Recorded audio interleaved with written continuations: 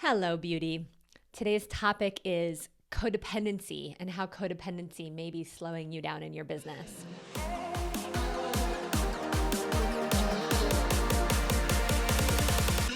I am certainly guilty of this. This is something I've grappled with a lot in growing a multi-million-dollar company. And I've been seeing more and more that my codependent tendencies have had to go in order for us to scale and to grow and for me to have peace of mind. And so I'd like to share some tools that can support you to think about your relationship with your clients a little bit differently, resource yourself so that you don't end up on sort of the codependent side of the fence, and so that you get out from underneath this feeling of, I'm responsible for my clients. I'm responsible for my customers.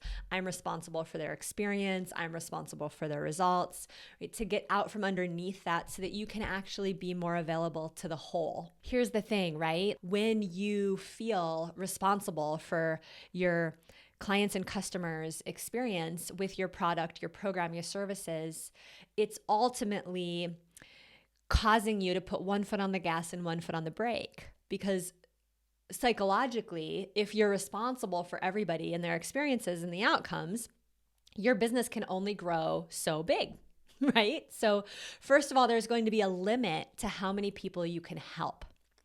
Second of all, not only are you going to pay a cost for feeling psychologically and mentally responsible for other people's outcomes, it's going to be a slow drain on your energy, but your clients are going to pay a cost. Because just like in any relationship is a dance. And if you lean in too much, there's nowhere for your clients, your customers, to lean back toward you. Here's a great example. My friend Eben Pagan was telling me about teaching his daughter to climb up the stairs when she was like 2 or 3 years old. And he noticed that a lot of his friends were dragging their children up the stairs by grabbing their little arm and ripping it out of the socket and just dragging them up the stairs. And Eben realized that that was no way to teach a child to navigate stairs. And he wasn't always going to be there to protect his daughter on stairs. And so I remember when he described how he carefully sort of got down on his knees and sort of protected her as she navigated the stairs. And at several points, he would give her like a finger or like something to just kind of hold on to as she figured it out. But then he kept letting go and he kept kind of moving back, but with his hands close enough to protect if she fell. And I remember reflecting on how similar that is to an ideal client and mentor relationship, or even a customer relationship with a business owner, whether that business owner is a restaurant owner or a realtor. We have to be able to provide the tools, the systems, the protection for our customers and clients to our greatest ability, right? We show up. It's not that we're not responsible. We are responsible, but we've got to get clear on what part we're responsible for and what part we're not responsible for. Because just like the child climbing up the stairs, our clients' customers are learning to do something new. They're learning to step into their own experience, their own transformation. They're ready to make they're saying yes to making their own investments. And if we crowd them and try to do it for them and have expectations of them and how fast it should go, then we do ourselves and them a disservice. They don't have the wiggle room to try things on, to imitate and then innovate. Right? Their first step is to imitate, especially in the transformation space. Our clients imitate what we do to some degree. And then they have to be able to also innovate and bring themselves to that transformation, whether it's a relationship transformation, a health transformation, a career or a business transformation. We have to give them space to try on the tools. We've got to give them space to put paint on the canvas and see what happens when you mixed yellow and red, right? And what if I put a little bit of extra of this? Or what if I put a dab of blue? What happens, right? We can't constantly be warning them that all the colors are going to turn brown, right? We have to let them figure this stuff out for themselves. And so I really want to put a stake in the ground that you, first of all, really reflect on what you're responsible for and what you're not responsible for. My team and I revisit our commitments to our clients on a monthly basis. We go back through the website, we go back through the contracts that we sent out, and we make sure that our I's are dotted and our T's are crossed. Have we provided the tools we said we were going to provide? Are people taking us up on the private coaching? Are people implementing what it is that we've taught them? We want to track our clients' ability to implement, because if they're not implementing, there's something more they need, right? And so for us here at Women Rocking Business, it's leadership tools. We are committed to teaching leadership tools so that strategy isn't the only thing we're training our clients in, right? We're getting them the leadership tools, the mindset tools, the self-confidence, and the support system through their coaches and through our network here to feel confident and competent and safe enough to go out there and try things on, knowing that they might not work. Knowing that they may fail, and then what are the skills, what are the mindset tools that you need to be able to get back out there and try again. Each of us has to sit with what part we are responsible for and what part we're not responsible for. But here's what we're not responsible for. We're not responsible for guaranteeing our clients have a successful business. We're not responsible for guaranteeing that our clients go out there and get their own clients. I can't go to one of my clients' houses and pick up the phone and make the follow-up call for them. However, I can monitor their behavior by sending out a simple survey 4 times a year, say, to see what's happening, what's getting in your way. And I can continue to teach and develop my training materials to help my clients overcome those resistances, those blocks. And, this is the continued mindset that we've brought to the table here at Women Rocking Business that has allowed us to scale, from 6 figures to 7 figures, and then from 7 figures into the multi-7 figures. And as we're moving toward 8 figures, I have to consistently keep myself in check. Because the truth is, I had a codependent mother who breathed over my shoulder. And Mom, if you're watching this, I say this with total love. You wanted to control who my friends were. You wanted to control what clothes I wore. And you would ask me questions like, when are you going to leave the house to go to your thing tonight? When are you leaving the house? How long is it going to take you to get there? Where are you going to park when you get there? What time are you going to leave? Who's going to be there, right? It's like the amount of questions, I don't know if any of you can relate to this, but the amount of questions that some mothers and fathers ask can be infuriating. It's like, are you going to let me grow up, right? Are you going to let me figure out how to do my life and leave the house in time to get to my appointment?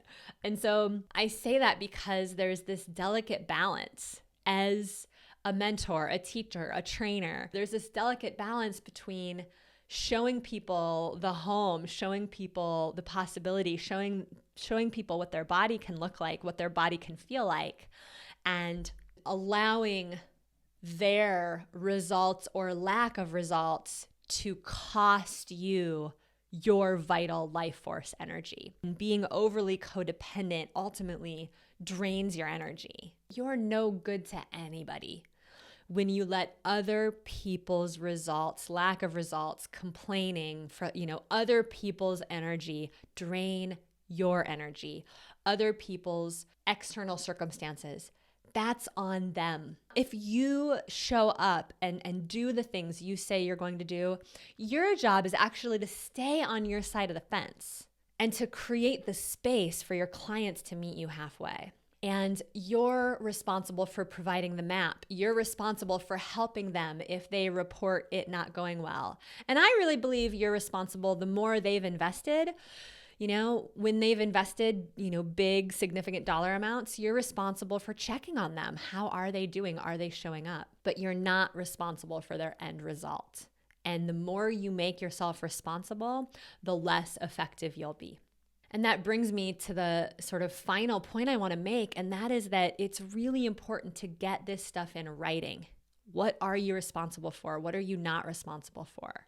To create contracts that are tight and clear so that you know what is your responsibility and so that your clients know what their responsibility is, right? I am a service provider. I provide this many training calls, this much hand-holding, this many private coaching sessions. You are not a number in this community. We will check on you, right? But we are not going to chase you down, right? We are going to leave you a message. Where have you been? But it is not our job to come to your house and get on the computer and set up your social media for you, right? That is on you. Obviously, that's not what's in our contract, but our contracts include language like you agree to be responsible for implementing the tools, reaching out, doing your homework. And so your job is to help people see the gaps and how to close them. But your clients, your customers, they are the ones who are responsible for actually closing the gaps. Your job is to continue to ask the question, what structures, what systems do I need to put into place so that when I'm not there, my clients can go into their member site, they can find trainings or support on different topics, right? As I'm building my business, as I'm creating training materials, I'm organizing them, right? They have clear, concise titles. My clients are able to find them inside of my business resources so that I then can let go. I can rest. I can provide the regular check-ins. And, I believe in live trainings. I believe in having some aspect of your program, especially at the higher dollar amounts, where clients can get in-person live support from you or from a team member. It's not enough to just throw people a pile of resources these days and call it good. It's just not enough. That's not how people learn. But we also do, again, ourselves and our clients a disservice by thinking we have to do it for them. Right? Again, we end up with one foot on the gas pedal of our business, trying to grow it, and then one foot on the brake pedal saying, how can I possibly grow it? I have 8 clients and I'm tracking all of them. And how could I possibly have 18 or 80 or 800? And those bigger numbers come with you putting the systems in place by serving 8 clients, finding out what they need, answering their questions, continuing to create the materials that they need, and then you're ready for 18, and then you're ready for 50 or 80, and then you're ready for hundreds because now you've put the systems up underneath. And that's how a business grows. And that's the good news, because some of us get so afraid once it starts happening and once people start saying yes to us, like, oh no, what if it goes too fast? What if I lose my freedom, right? Has that ever been you? Have you ever worried about that? Have you ever worried about losing your freedom? Yeah, ask me how I know. I've definitely been there.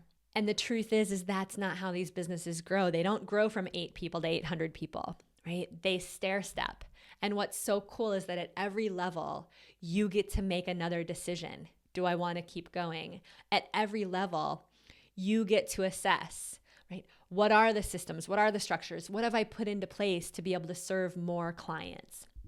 And at every level, you get to take a moment to catch your breath. And what's super exciting about this, you guys, is the more you say yes to that impact, that scaling, that influence, the more you're willing to open up and serve more people, the more you get to be in your zone of genius, the more you get to focus on the things that you love to do about your business, and the more you get to bring in others to help you to handle the things that aren't your favorite things to do. Right? Because in order to serve those bigger numbers of clients, customers, you actually get to have a team supporting you. That's how to provide excellent service. Remember that responsibility is simply the ability to respond. The more responsible you're willing to be, the more freedom you have to create your life exactly how you want it. So rather than being afraid of responsibility, I invite you to learn, who do I need to become? I invite you to ask the question, who can I become and who am I becoming, so that I can walk through the world gracefully balancing my responsibilities with my personal life, with my responsibility to myself. And that ability to respond becomes an act of service, becomes an act of the divine, becomes the universe moving through you as one of the leaders who is literally ushering in a new consciousness on the planet through your business.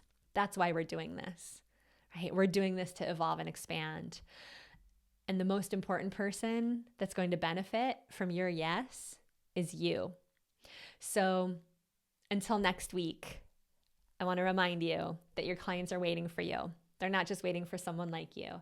They're actually waiting for you. And I will see you on the other side. Mwah. And if you got value from this episode, I invite you to hit the subscribe button so that we can get you weekly business trainings in your inbox to help you grow your impact and your income the women's way. Head over into the Women Rocking Business Sisterhood Facebook group and introduce yourself there, because women go so much further when we go together. Just click the button to subscribe and we will see you on the other side.